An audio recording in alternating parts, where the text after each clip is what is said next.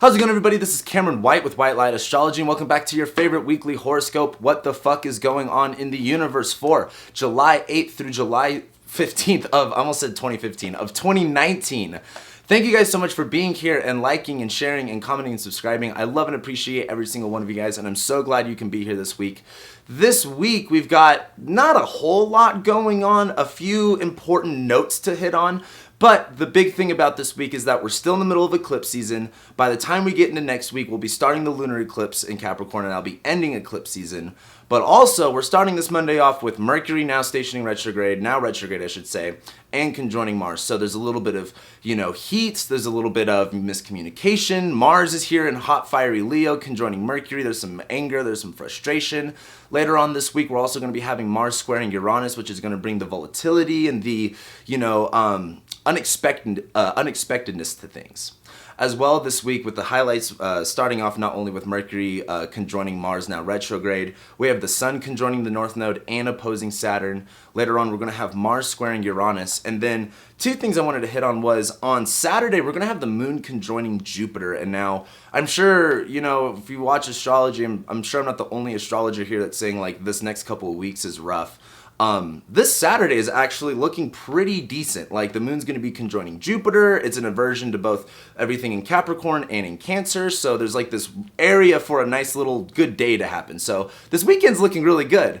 But as we go into Sunday when the moon enters Capricorn, and then later on next week on Monday and Tuesday when we have the lunar eclipse in Capricorn, that's when the tone's really going to shift. So with that being said, let's go ahead and jump into the horoscope. So starting off today on July 8th, we're having the moon enter Libra now. And as it gets out of Virgo, as we were trying to correct everything and be a little bit more specific, the moon going into Libra is helping us, be a little bit more, I don't want to say social because it's a little bit too general, but a little bit more easygoing, a little bit more flow with, a little bit more professional and formal is a good way to put it. And as the moon goes into Libra and we're starting to balance things out, look left and right, kind of make sure everything's delegated and situated in a correct way, or at least as balanced as we can make it. We also now have Mercury, now retrograde, conjoining Mars in Leo. And it's really important, I shouldn't say it's really important. What's really important about this Mercury retrograde is the fact that it's like on top of Mars, which makes, things hot and makes things intense. It's easy to be angry. It's easy to be explosive. Mars is also going to square Uranus, so that explosive energy is very much there. But Mercury is the communicator. It is the messenger. It's basically speaking on behalf of Mars. And with Mercury now retrograde, where it's not necessarily working properly, you might find yourself in an area where you may be doing the wrong, saying the wrong thing, but for the right reasons. And so it's going to be really important for the next 3 weeks, and I talk a lot about this in my Mercury retrograde video too, be aware of what you're saying and why you're saying it, but don't go about it, don't just emotionally react to, we could all, I said this last week, I think we could all get caught up in the heat of passion, and it's really important this week to not get yourself involved in that type of stuff, if it's going to affect you, it's going to trigger your emotions, and you are wanting to react and not just respond. Give yourself a couple seconds before you just react to anything and everything.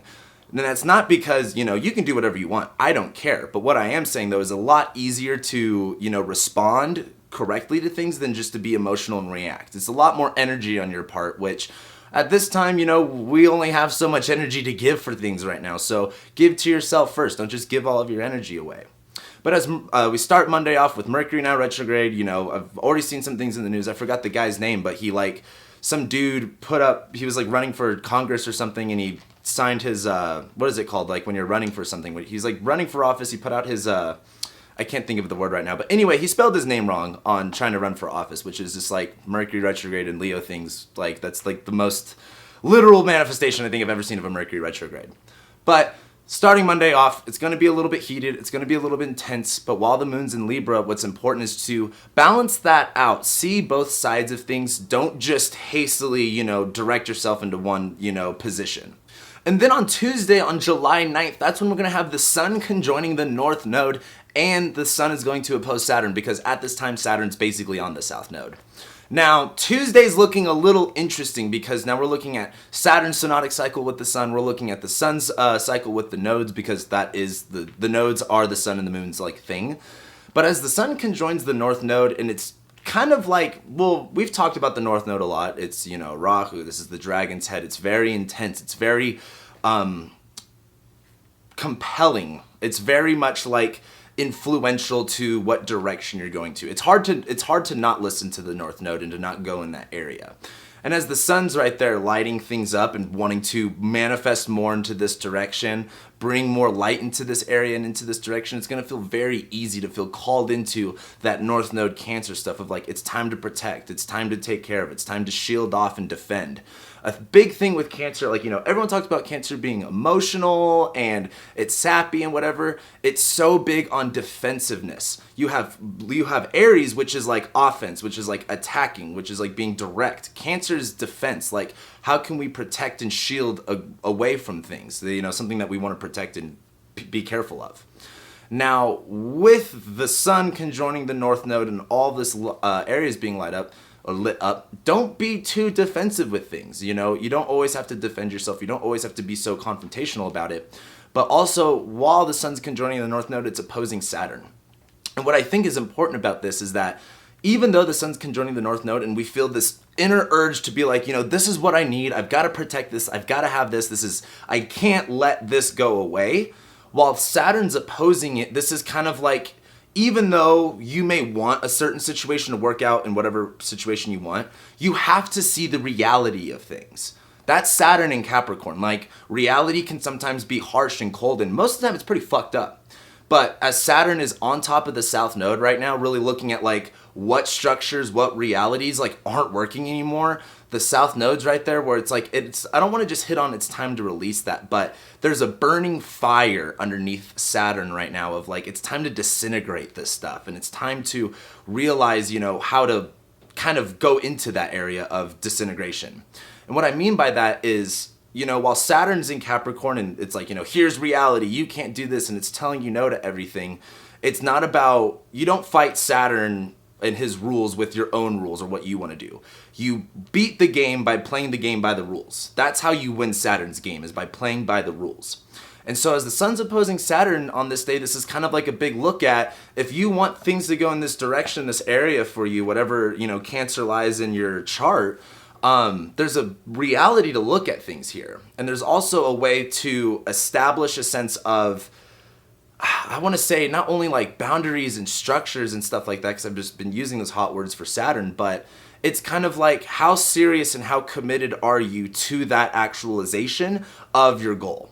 And are you willing to put in the discipline and the hard work and the commitment to that? And are you willing to work within the guidelines of the rules that Saturn has set up for you? We can't just do whatever the fuck we want. And especially while Mercury's retrograde, it's going to be really easy to get overwhelmed with stuff. Things are going backwards, things are going sideways. Play things by the rule book and you'll be surprised how much easier it is to get where you're trying to go. Then once we get into Wednesday on July 10th, that is when the moon is going to enter Scorpio.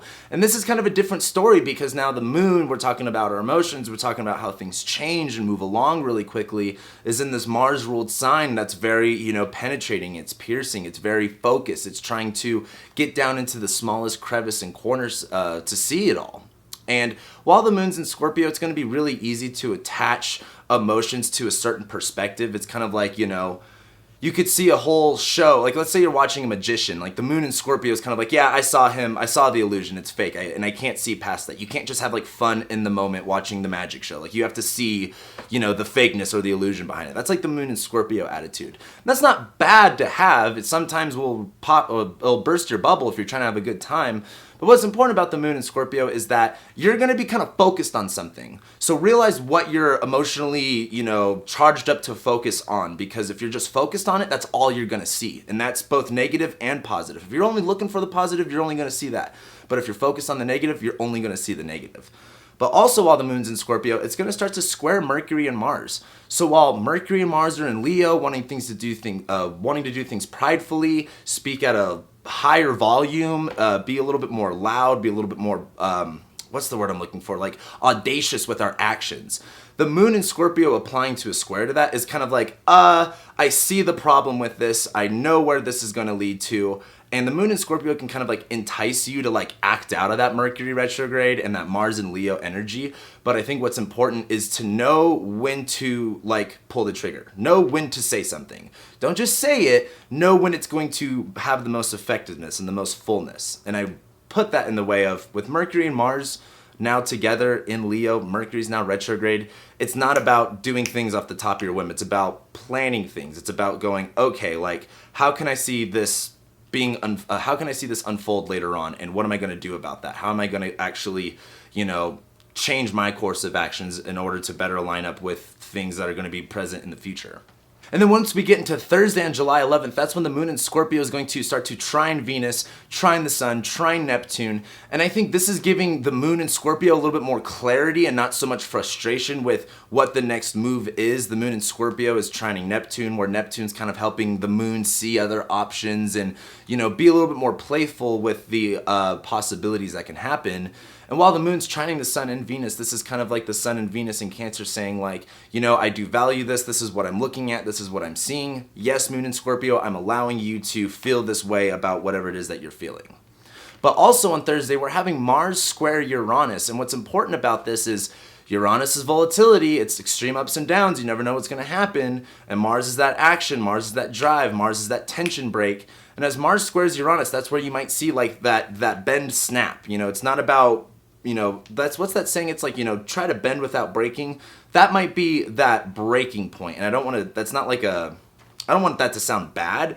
It's just more of, if you are trying to expect the unexpected on Thursday, because that's Mars square Uranus. Things can make a left turn, go sideways really quick. But then once we get into Friday on July 12th, that's when the moon is actually going to go into Sagittarius and then start to trine Mercury and Mars. And this is a little bit more exciting because now as the moon is in Sagittarius, it's co-present with Jupiter at this time in the same sign. This is kind of like us wanting to feel more, be a little bit more philosophical, be a little bit more in depth about the why, not necessarily the how. But while the moon's in Sagittarius, it's going to apply to a trine with both Mercury and Mars. And so I think this is a good time to really kind of look at what the possibilities could be of, that's the moon in Sagittarius, like the dreamer, the believer, the wanderer, the searcher, the seeker. And as the moon's in Sagittarius wanting to explore and expand, it's trining Mercury and Mars, where Mercury and Mars is finally like, we could take some action steps towards this. Yeah, Mercury is retrograde, where it's not everything's perfect right now. But while Mars is in Leo, Mars is trying to keep things the way that they are and in a grand way. That's Mars and Leo stuff. But as the moon's trining it, this is kind of like giving energy to Mars to kind of like see a brighter future and to see that continuing on its path will create some type of success in the end. And then once we get into Saturday on July 13th, that's when we're going to have the moon conjoin Jupiter. And this is pretty positive. We're in a really intense week. We're in a really intense time. July is a pretty intense month. But while the moon's conjoining Jupiter, it's an inversion to the sun and Venus. It's an inversion to Saturn and the South Node and Pluto. It's kind of like a day where we can kind of like, we got all this bullshit going on, but let's still have at least one fun weekend. Let's have a fun weekend. Let's have a fun Saturday. Let's have a fun day. But on a more like spiritual level, it's kind of like a one last chance opportunity to see a bigger picture and to really be more in depth with what things could be as we go into Sunday when the moon enters Capricorn. Because once we leave moon conjoining Jupiter, it's all nice, then we start the eclipse again. And once we get to Sunday on July 14th, the moon will enter into Capricorn, and that's about it. And we're basically teeing up for the lunar eclipse. Now, while the moon goes into Capricorn on Sunday, I talk about this a lot. The moon in Capricorn is a great time to detach away from things to where you can get work done. It's kind of like if you have a small business and you have employees that you care about, but, whatever circumstances are, you got to fire someone. Like, it's not like just easy to fire someone that you love and that you value. You kind of have to detach from that and put it in a business perspective and be like, I've got to do this for the sake of, a bigger reason, a structure, a business, something like that. But while the moon's going into Capricorn, again, this is going to be a good time to really not necessarily get emotionally involved, but play things by ear, not emotionally react, respond to things in an effective way. But as we go into Monday on July 15th, that's when the moon's going to conjoin Saturn. That's when we have the lunar eclipse happening. It'll actually conjoin Saturn and then later on move over to actually start the lunar eclipse. And again, this is a full moon. This is lighting up an axis. But it's an eclipse, so that light's getting cut out a little bit. And this is kind of important, especially looking at this Saturn and South Node and Pluto, where we're expecting to see all of this stuff crumble and break and change, and where structures should replace structures. You know, the moon in Capricorn being eclipsed is kind of like, we may not see everything happen the way that we want it to. And we kind of have to, you know, it's kind of like taking a shot below the belt for a second, and you can't react. You can't, you know, get caught up in it. You have to be serious. You have to, you know, respond to things. You can't get lost in the heat of the moment. You got to be serious, and you got to be raw, and you got to do what's going to be best for you. And so we'll talk more about the lunar eclipse as we go into next week on next week's video. But that's basically it for you guys. Next week, we have the lunar eclipse in Capricorn starting the week off, which if you want to have a happy Monday, it's not going to happen. It's going to be a pretty dead serious Monday.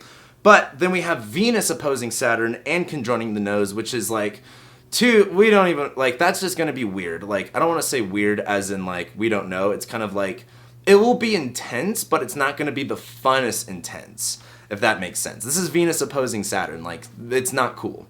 But then we have Mercury retrograding back into Cancer, where we get to pick up all the stuff that we left off the past couple of weeks. And then Mercury also goes Cazimi, where we'll actually get a little bit more clarity going into the next couple of weeks. So with that being said, thank you guys so much for being here and liking and sharing and commenting and subscribing. I love and appreciate every single one of you guys, and I'll be seeing you next week.